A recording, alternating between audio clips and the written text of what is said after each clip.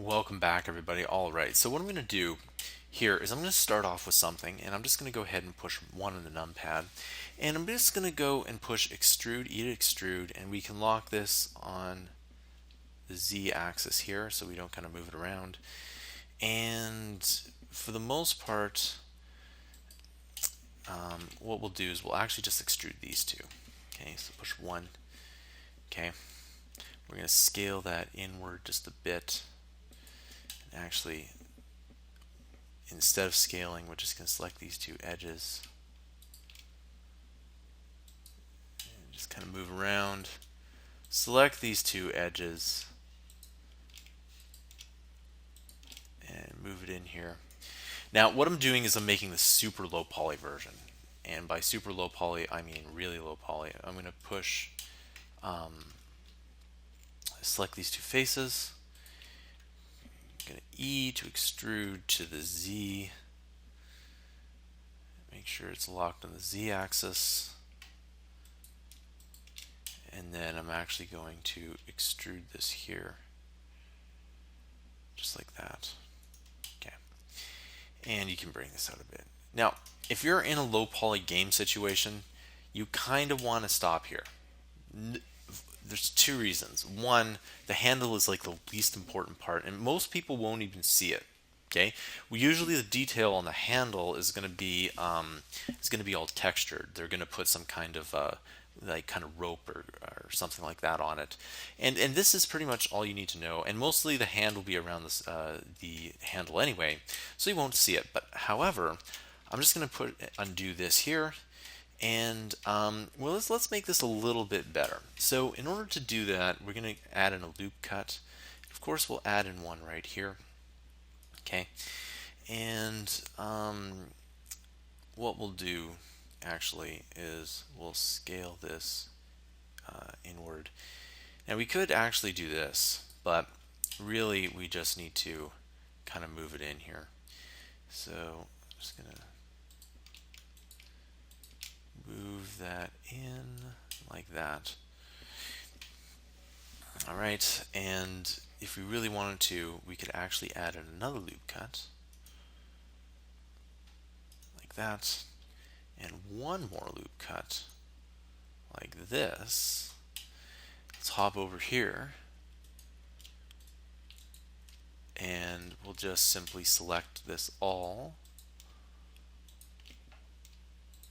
and we'll select that just like this.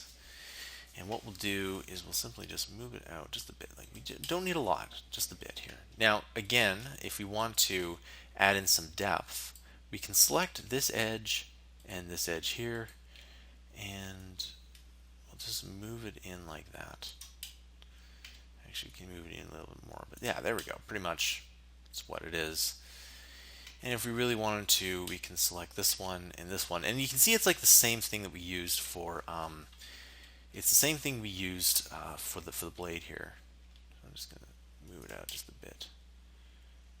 Yeah, and by doing that, by the way, I'm pushing S.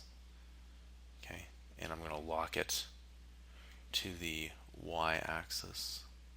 You don't need a lot, just a bit. All right, we got all those three here, and yeah, I think that should be good. Yeah. And so you can see that we have a handle there. What we need to do a little bit more is let's hop into face select, is we need to kind of move this out a bit. Okay, and in order to do that, I'm going to add in a loop cut. And what I'll do is I'll just simply add it in right there. Now this is getting to the point where, you know, we're adding in just a bit too many vertices. But, you know, in the interest of detail, we can actually go and we can do that. We can just move it out just a bit here. So there we go. We got this nice little thing in here. All right. Very good. Very good.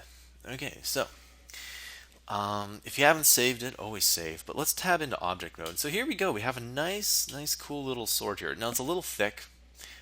We could, in theory, make this blade a lot thinner, but it looks kind of cool, I think. Now there's two things we need to do here. let's take a look. And again, I always like to put this part in the tutorial.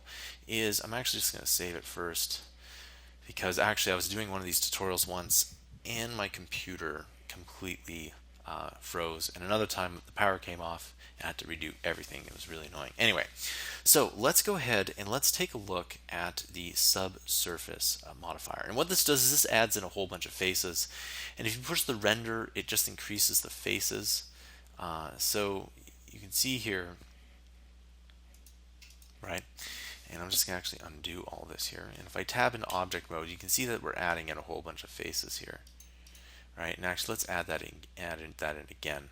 So let's add in the subdivision surface modifier. And you can keep on adding that. And you can see it looks a lot more smooth this way, right?